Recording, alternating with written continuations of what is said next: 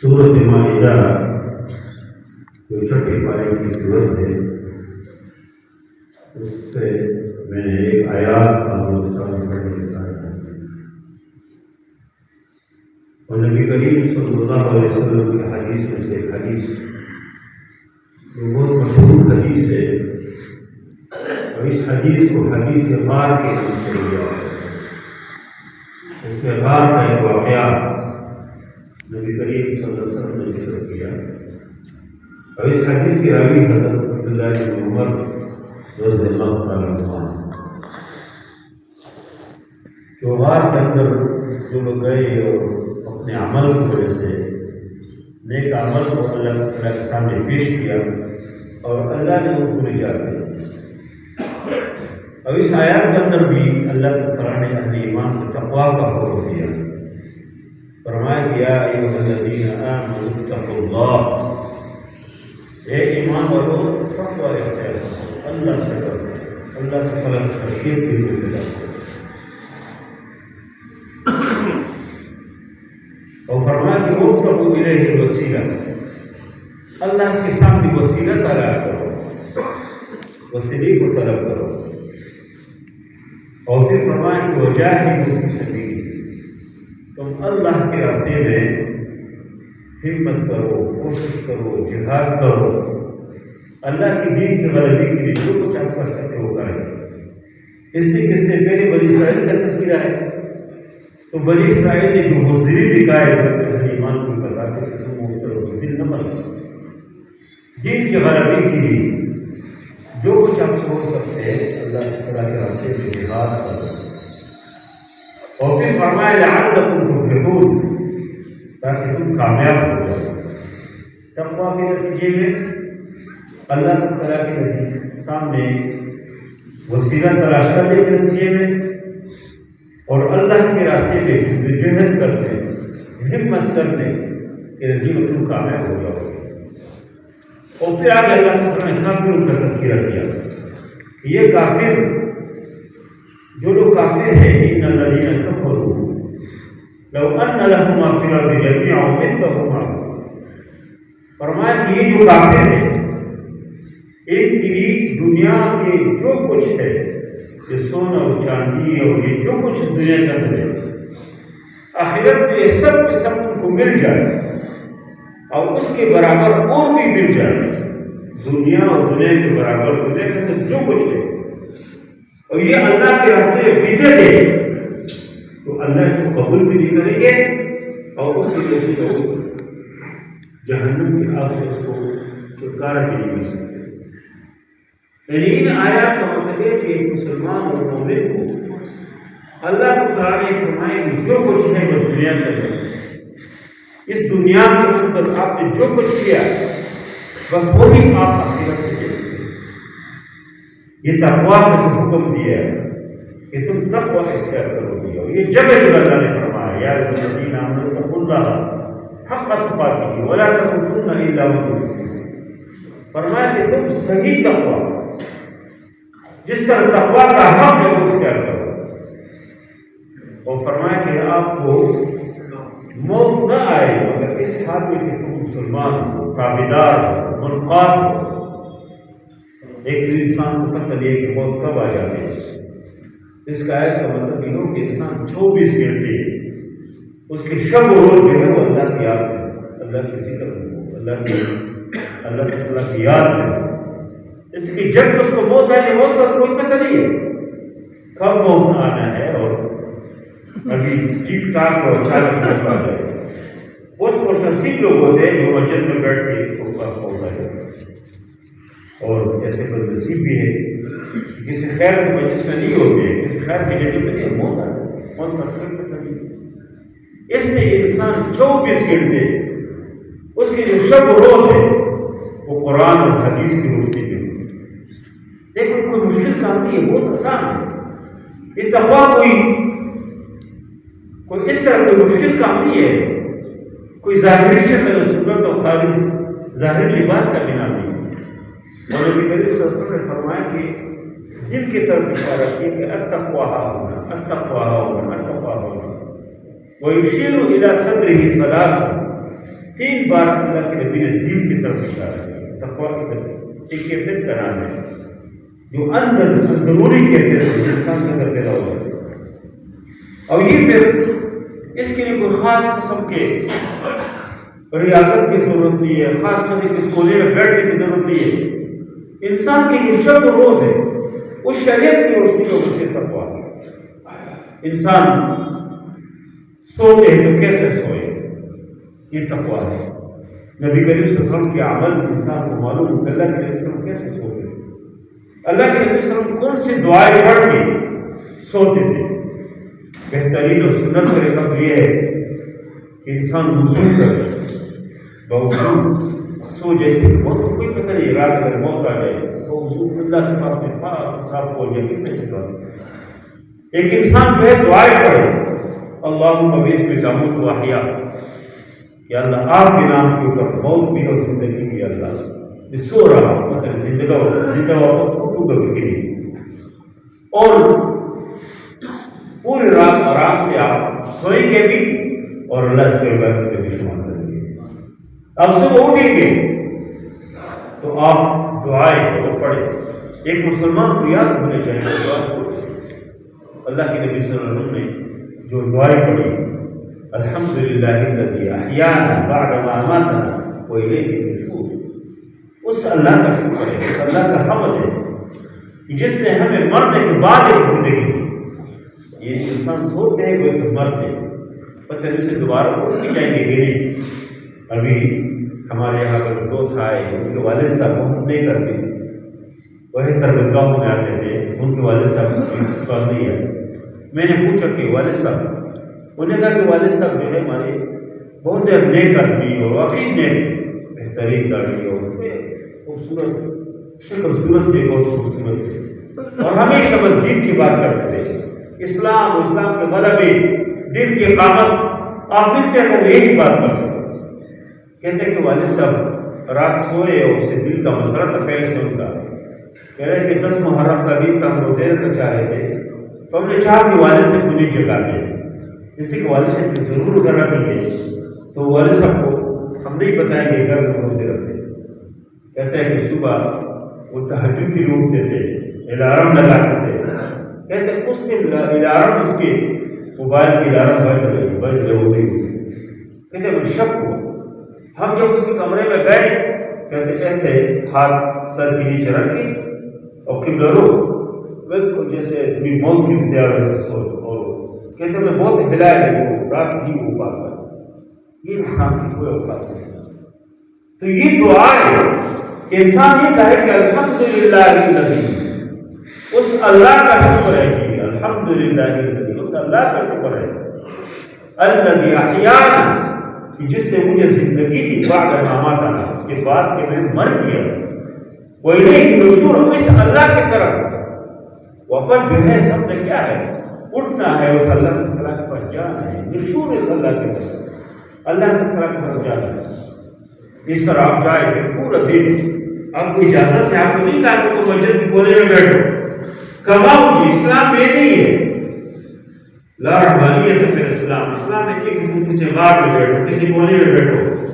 مسجد سے کسی کونے میں بیٹھو، بس اللہ اللہ کرو۔ آپ دکان میں جاؤ، آپ دفتر میں جاؤ، اپنے کاروبار میں جاؤ، آپ پارلیمنٹ میں ادھر جاؤ، لیکن ادھر آپ کے دل میں اللہ تعالیٰ کا جو خوف ہے، جو ڈر ہے، وہ موجود۔ آپ کے اگر گلی کے اندر ایک دکان ہے اور چھوٹے چھوٹے بچے آ جاتے ہیں دکان میں، عموماً بچے آ جاتے ہیں، 10 روپے کے نوٹ لا کے دے دیے، 100 روپے کے نوٹ لا کے دے دیا، آپ اس کو کوئی ایک 10 روپے کی چیز آپ 100 روپے کی دے سکتے ہیں، لیکن آپ نہیں دیتے، آپ سمجھتے ہیں کہ مجھے اللہ دیکھ رہا ہے۔ بھائی جو لوگ مجھے کہوں گے کیمرے کی آنکھ آپ کو دیکھ رہے، اس کیمرے کے پیچھے پتہ نہیں کوئی تار بھی ہے کہ نہیں، پتہ نہیں کوئی اس کو دیکھنے والا بھی ہے کہ نہیں، وہ صحیح ہے کہ خراب ہے، لیکن اللہ کی جو آنکھ ہے اس سے آپ چھپ نہیں سکتے۔ وَيَعْلَمُ خَائِنَةَ الْأَعْيُنِ وَمَا تُخْفِي الصُّدُورُ، ہر چیز جو آپ لوگ کے سامنے کرے یا خفیہ کرے، اللہ اس کو دیکھتے ہیں۔ تو آپ دکان میں بیٹھے، آپ کاروبار میں بیٹھے اور حلال طریقے سے کماتے ہیں تو یہ آپ کے لیے عبادت ہے۔ آپ کاروبار دیکھتے ہیں کہ جو کاروبار میں کر رہا ہوں یہ صحیح بھی ہے کہ نہیں، اس پہ شریعت کا حکم کیا ہے۔ آپ کے کاروبار میں حرام تو نہیں ہے، حلال کاروبار، حلال طریقے سے آپ کماتے ہیں، حلال طریقے سے خرچ کرتے ہیں، یہی تقویٰ۔ اور یہ جب انسان کے اندر اللہ تعالیٰ کی طرف ایک رجوع آ جائے، اللہ تعالیٰ کی طرف انسان جانا شروع کرے، رفتار شروع کرے، تو اللہ تعالیٰ کی رحمت کی طرف اس کو بلا دے، اللہ تعالیٰ اس کو خیر اور بھلائی کی طرف بلا دے۔ اور حدیث میں ہے کہ انسان جب اللہ تعالیٰ کی طرف ایک بالش کے برابر جاتے تو اللہ تعالیٰ اللہ تعالیٰ اس کے پاس آ جاتے ایک ہاتھ کے برابر، اور جو انسان اللہ تعالیٰ کی طرف ایک ہاتھ کے برابر جانے تو آتے تو ہر والا اللہ تعالیٰ باغ اس کی طرف آئے، دوڑ کے اللہ اس کو طرف آئے، یعنی اللہ کی رحمت اس انسان کی طرف متوجہ ہو جاتی ہے، انسان اللہ کی طرف آ جاتا ہے۔ اس لیے تقویٰ ایک بہت بنیادی چیز ہے۔ انسان کے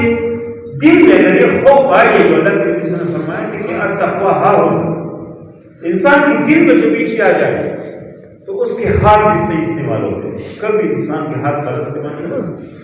ان کی آنکھ کی کبھی غلط استعمال نہیں ہوگا، ٹھیک استعمال ہوتے ہیں۔ اس کی کان کبھی کوئی اس طرح چیز سننے کی کوشش میں نہیں ہوگی، بالکل اس کے قابل نہیں رہے گی وہ اس طرح کوئی چیز سنے، کوئی گالی سنے، کوئی گالیاں سنے،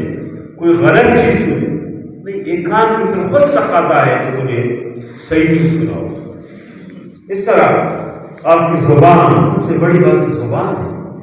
آج کل یہ جھگڑے اور نبی کریم صلی اللہ علیہ وسلم فرمایا کہ اس زبان کی وجہ سے لوگ جہنم میں گریں گے، تو لوگوں نے کہا کہ یا رسول اللہ زبان کی وجہ سے، کہا کہ جتنی چیزیں ہیں سب زبان کی وجہ سے۔ پھر جب انسان کے اندر دل میں اللہ تعالیٰ کی خشیت اور خوف آ جائے اس کے سب چیز ٹھیک ہو جاتی ہے۔ یہ دل کی مثال، یہ دل و دماغ کی مثال پانی کی ٹینک کی طرح، یہ پانی کی ٹینک اگر صاف ہو تو ادھر سے جو پانی نیچے آ جاتے ہیں، اگر آپ کے مطبخ میں پانی آ جاتے ہیں، کینٹین میں آپ کے پانی آ جاتے ہیں، آپ کے واش روم میں پانی آ جاتے ہیں، آپ کے جہاں ہاتھ دھوتے ادھر پانی آ جاتے ہیں، جہاں پر ادھر سے پانی آ جاتے اور پانی آپ کو صاف ہو، لیکن اگر اوپر ٹینک میں پانی کی جو ٹینکی ہے اس پہ گند ہو، اس پہ کوئی گندی چیز ہو تو ادھر کے ظاہر آپ جتنے بھی نیچے ٹوٹے صاف کریں، اب ٹوٹے 20 بار صاف کرو پھر بھی اس کو پانی آ جاتے ہو، وہ ٹوٹی کی صفائی سے کوئی حیثیت نہیں، وہ گندا پانی آئے گا۔ اس طرح جب انسان کی دل پاک ہو، دل کبھی بعض میں اکثر طلبہ سے بھی کہتا ہوں، کبھی کوئی آ جاتے ہیں کہ استاد جی آج طبیعت خراب ہے، میں ان سے کہتا ہوں طبیعت ٹھیک ہو جائے، کوئی مسئلہ کہ نیت خراب نہیں ہونی چاہیے، نیت ٹھیک ہو، آپ کی دل اور دماغ ٹھیک ہو، پھر کوئی مسئلہ نہیں۔ اور یہی چیز تقویٰ ہے، انسان کو اچھائیوں کی طرف آمادہ کرے، انسان کو خرابیوں سے روک دے، انسان کی دل میں رحمت دلی آ جائے۔ اللہ تعالیٰ حضرت نبی فرماتے ہیں کہ اس آدمی سے نہ ڈرو جو اللہ سے ڈرے، جس کے دل میں اللہ تعالیٰ کی خشیت ہے، خوف ہے، وہ کبھی آپ کو ضرور نہیں کرے۔ اس آدمی سے ڈرو جس کے دل میں اللہ کا خوف ہے، اس لیے اللہ سے نہیں ڈرتے، وہ کس چیز کا خیال نہیں کرتے۔ لوگ جانوروں کو کیسے مارتے ہیں، انسانوں کو مارتے ہیں، کوئی اس پہ کوئی خوف کوئی چیز نام کی ہے۔ اس سے تقویٰ بنیادی صفت ہے جو اللہ تعالیٰ نے ذکر کی، اور پھر فرمایا کہ وہ وسیلہ، اس اللہ کے ساتھ وسیلہ تلاش کرو۔ وسیلہ کیا چیز ہے؟ قرآن میں اللہ نے اور بھی ذکر کیا، اولئک الذین یدعون یبتغون الی ربہم الوسیلہ۔ اللہ نے 15 پاری کے وسیلہ کا ذکر کیا۔ یہ جو اذان کیا ہے، مؤذن کی اذان کو جب سنتے ہیں اور اس کے بعد ہم یہ جو پڑھتے ہیں کہ اللہم رب هذه الدعوۃ التامہ والصلاۃ القائمہ آت محمد الوسیلہ، محمد صلی اللہ علیہ وسلم کو وسیلہ دے۔ وسیلہ ایک مقام کا بنا ہے، اور بخاری شریف کی جو روایت ہے اس سے معلوم ہوتی ہے کہ نبی صلی اللہ علیہ وسلم نے فرمایا کہ ایک خاص جگہ ہے یہ عرش کے بالکل قریب ہے، جنتوں کے اندر خاص محل ہے، خاص جگہ ہے، اس کا نام ہے۔ اور نبی کریم صلی اللہ علیہ وسلم نے فرمایا کہ مجھے امید ہے کہ اللہ ہی مجھے دے گا، یہ جو مسیلہ مقام ہے اللہ ہی مجھے دے گا۔ اور نبی کریم صلی اللہ علیہ وسلم نے فرمایا کہ جو آدمی یہ دعا کرتے یہ جو اذان کے بعد مؤذن کی اذان کے بعد یہ دعا ہر آدمی اذان سنتے ہو کرتے تو فرماتے ہیں کہ ہر لن لہو شفاعت، اس کے لیے میرا شفاعت واجب ہو، اس لیے کہ اس نے میرے لیے وسیلے کی دعا کی۔ اور نبی کریم صلی اللہ علیہ وسلم نے یہ فرمایا کہ جو آدمی اس وسیلے کے لیے میرے لیے دعا کرے تو فرمایا کہ میں اس کی شفاعت کروں گا، قیامت کے دن کی شفاعت کروں گا۔ من سأل اللہ لیہ الوسیلہ، میں جو میرے لیے اس وسیلے کو تلاش ہے اس کے لیے میرے لیے دعا کرے اللہ،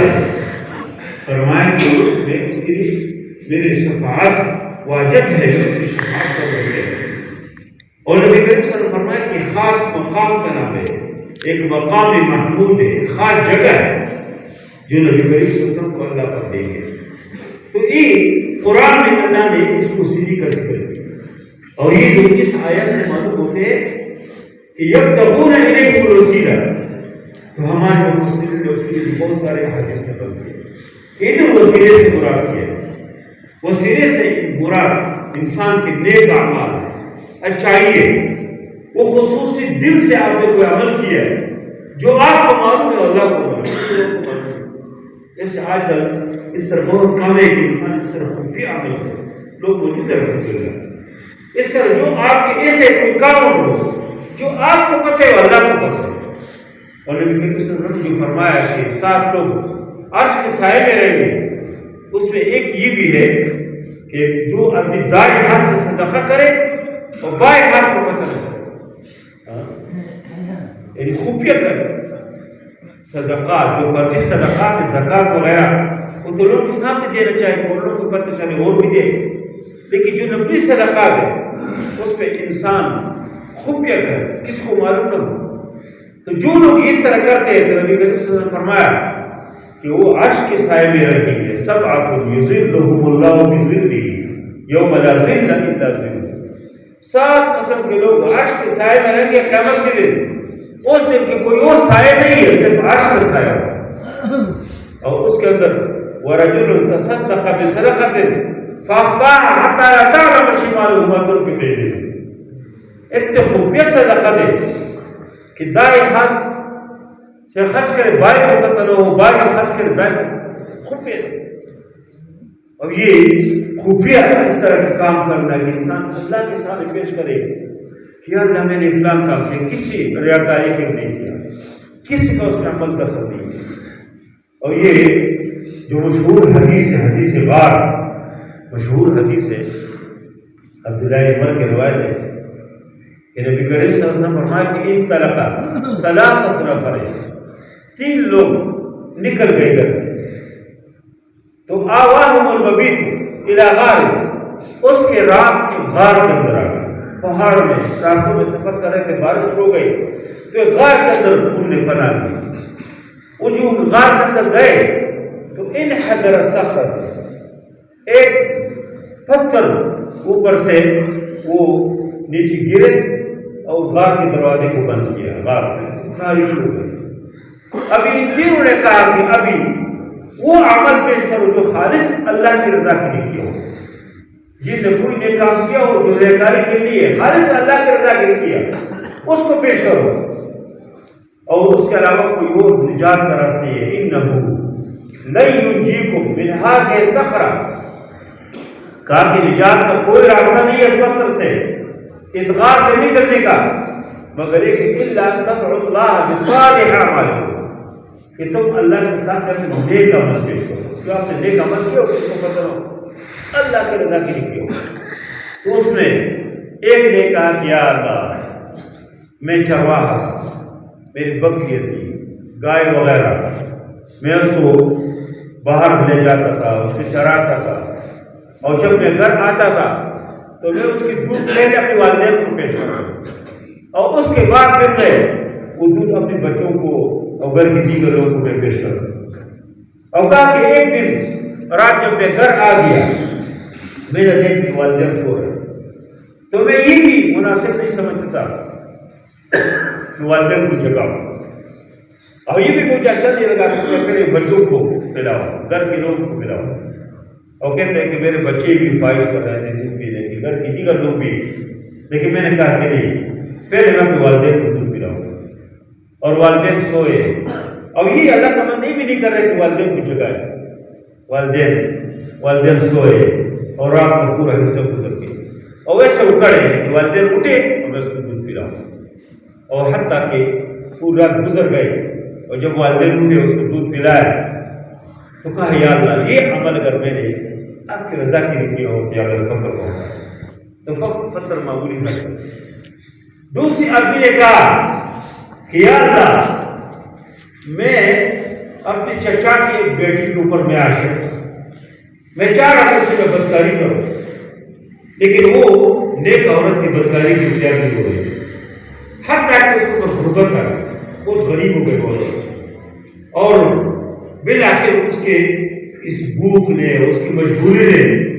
وہ میرے پاس آنے کے اوپر مجبور ہو گئی. اور میں اس کے اوپر 100 درہم کا ذکر ہے, 120 کا بھی, بات رہا کہ 200 کا ذکر ہے کہ میں نے اس سے اس پہ طے کیا کہ آپ کو اتنے درہم میں دوں گا اور تم بدکاری کی اختیار کرو. وہ آ گئی اور بالکل ماحول بن گیا. اور کہتے ہیں کہ اس عورت نے مجھے کہا کہ اتق اللہ, اللہ سے ڈرو, ولا تخزِ الخاتم, اور اس خاتم کو نہ کھولو, مہر کو نہ کھولو, یہ جس کا حق ہے الا بحق ہے. اور اس نے مجھے یہ کہا کہ اتق اللہ, اللہ سے ڈرو. وہ کہتے ہیں کہ میں نے وہ درہم اس کو ویسے دے دیے اور میں نے کہا بس توبہ کی, میں بدکاری نہیں. اور کہا کہ یا اللہ اگر یہ کام میں نے آپ کی رضا کے لیے کیا ہو تو اللہ اس پتھر کو ہٹا, تو پتھر اور ہٹ جاتے ہیں اور لیکن نکل نہیں سکتے. وہ تیسرا آدمی نے دعا کی, اس نے کہا کہ یا اللہ میرے پاس ایک آدمی مزدوری کر دیتا, میں نے ان کے ساتھ فرق طے کیا تھا عرس کے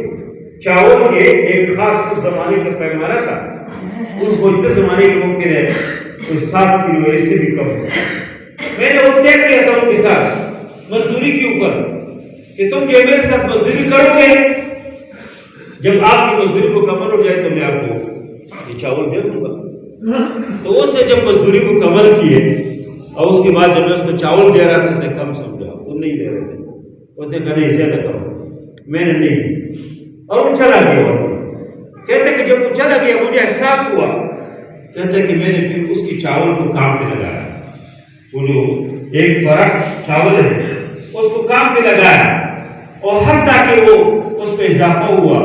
اس سے میں نے اس کے لیے بکریاں خریدی, اس کے لیے میں نے اس کے لیے گائے خریدی, اور حتیٰ کہ بڑا ریوڑ بن گیا اس کا. اور وہ آدمی کو اس وقت بات پھر آ گیا اور کہا کہ اللہ سے ڈرو, ظلم نہ کرو, مجھ سے جو آپ نے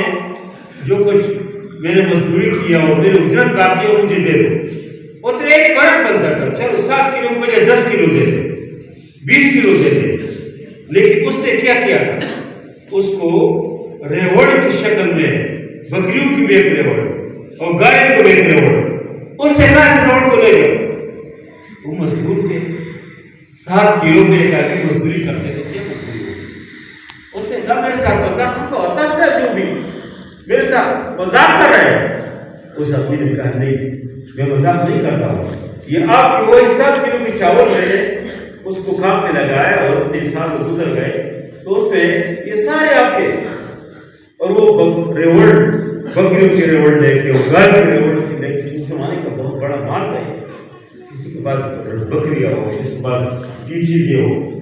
تو وہ چلا گیا. اس آدمی نے کہا کہ یا اللہ اگر یہ میں نے آپ کی رضا کے لیے کیا ہو تو اللہ اس پتھر کو ہٹائے. تو پتھر مکمل ہٹ جاتے اور پھر وہ نکلا. یہ وہ چیز ہے کہ انسان اپنے عمل, ایسے عمل آپ کے ہو کہ اللہ کو مانو. اور خوش نصیب لوگ ہوتے ہیں کہ جو مر جاتے ہیں اور مرنے کے بعد لوگ آتے ہیں اور کہتے ہیں یہ تو ہمارے بچوں کے عید میں جو اپنے بچوں کے لیے کپڑے سیتے تھے میرے بچوں کے لیے سیتے. خوش نصیب ہوگا وہ آدمی کہ جو مرنے کے بعد طالب علم آئے اور کہا کہ میرے جتنے خرچے ہیں انہوں نے کیا، خوش نصیب ہوگا وہ آدمی کے جو مرنے کے بعد اس کے پڑوس میں کوئی بیوہ ہوگی اور وہ کہے گی کہ اس آدمی نے تو فلان موقع پہ ہمارے ساتھ مدد کی۔ ڈاکٹر نذیر شہید اسی طرح غازی خان کی کرنے اسلامی تحریک کی بہت بڑے ان کے مطلب ایک بہت صاف آدمی تھے، وہ وفات پائے تو پورے گاؤں کے لوگ اس کی رو رہے تھے، حتیٰ کہ لوگ کہتے ہیں کہ ہم جب ادھر گئے تو اس نے ایک ٹانگے کے اندر جو گھوڑے کے ساتھ جو لگتے ہیں اس میں لوگ جاتے ہیں، کہتے ہیں اس میں ہم سوار ہو گئے، جب ادھر اترے وہ غریب آدمی تھا، اس کو ہم کرایہ دینا چاہتے تھے کہ نہیں تم تو میرے والد کی جنازے میں آئے۔ کہتے ہم نے کہا کہ آپ کو والد ہے؟ کہتے نہیں میرے روحانی والد ہے۔ اور اس نے کہا کہ یہ ڈاکٹر نذیر نے ہمارے ساتھ جو کچھ کیا ہے ایک باپ اپنے بیٹے کے ساتھ نہیں۔ ایک عورت نے کہا کہ میری بیٹی کی شادی تھی اور میرے پاس جہیز کے لیے اور سونا و چاندی کچھ نہیں، اور آگے لوگوں نے جو مطالبہ کیا تھا کہتے میں ڈاکٹر نذیر شہید کے پاس گیا۔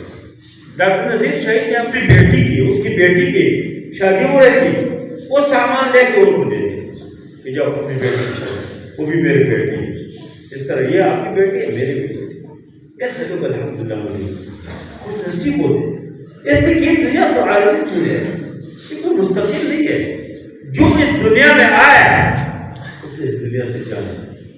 کوئی یہ نہ سوچے کہ آج میں قبرستان سے گزرتا ہوں تو کوئی عیدوں کے دنوں کے ہم سے بہت مضبوط ہوتے ہیں، ہمارے سے کئی گنا زیادہ ان کے پاس صلاحیت تھی، ہم سے کئی گنا زیادہ بہترین گھروں میں رہتے تھے، لیکن آج قبروں میں رہتے ہیں۔ آج کسی جنازے کو کندھا دیتے تو آپ یہ سمجھے کہ آپ اپنے جنازے کو ذہن میں لائے۔ بعض لوگ تو جنازوں کے لیے بھی نہیں جاتے، اعلان ہو جاتے ہیں اپنے آرام سے گھر میں جاتے ہیں، حتیٰ کہ مسجد میں جنازے تیار ہوتے ہیں اور وہ جاتے ہیں۔ ایسے کل آپ کی جنازے میں کون آئے گی؟ آپ نے مرنا نہیں، آپ نے اس دنیا میں کوئی ٹیکا لیا اسرائیل علیہ السلام کے ساتھ کوئی آپ نے کوئی معاہدہ کیا کہ آپ نے مرنا نہیں ہے؟ نہیں، ہر آدمی نے مرنا۔ جو دنیا میں آیا اس نے دنیا سے جانا ہے۔ کل نفس ذائقۃ الموت، قرآن بات چیز بہت شد و بل کے ساتھ ذکر کرتے ہیں، لیکن موت کا جو تذکرہ کیا کوئی دلائل نہیں تھی اس کے اوپر، بالکل ایک سادہ قسم کی بات کی کہ ہر نفس سے مرنا ہے، ہر نفس سے موت کا جو مزہ ہے وہ چکھنا ہے۔ کل نفس ذائقۃ الموت، ہر نفس سے موت کا جو ذائقہ ہے وہ چکھنا ہے۔ اس لیے نیک عمل انسان کرے، اللہ کی رضا کے لیے کرے۔ ہمارے نمونہ خود نبی کریم صلی اللہ علیہ وسلم، اللہ کے نبی صلی اللہ علیہ وسلم کی پوری زندگی ہمارے سامنے۔ دیگر انبیاء کے بارے میں پوری تفصیل کس کو معلوم نہیں ہے، حتیٰ کہ بہت سارے انبیاء کا تو فتح بھی کیا ہے ان کے پاس کون سی کتاب تھی اور کس زبان میں انہوں نے دعوت کا کام کیا ہے، لیکن نبی کریم صلی اللہ علیہ وسلم واحد نبی ہے، اس کی پوری زندگی ہمارے سامنے ایک واضح کتاب ہے۔ اللہ کے نبی صلی اللہ علیہ وسلم گھر کے اندر کس طرح تھے، گھر سے باہر کس طرح تھے، اپنی بیویوں کے ساتھ کیا، حتیٰ کہ ان کی جو مباشرت ہے اپنی بیویوں کے ساتھ وہ بھی ہمارے سامنے، ہر چیز۔ اس کے سب سے بہترین نمونہ ہمارے نبی کریم صلی اللہ علیہ وسلم۔ اس کے بعد خلفائے راشدین، اسی رجب کے 18 ذی الحج کو عثمان غنی دونوں کے یوم شہادت،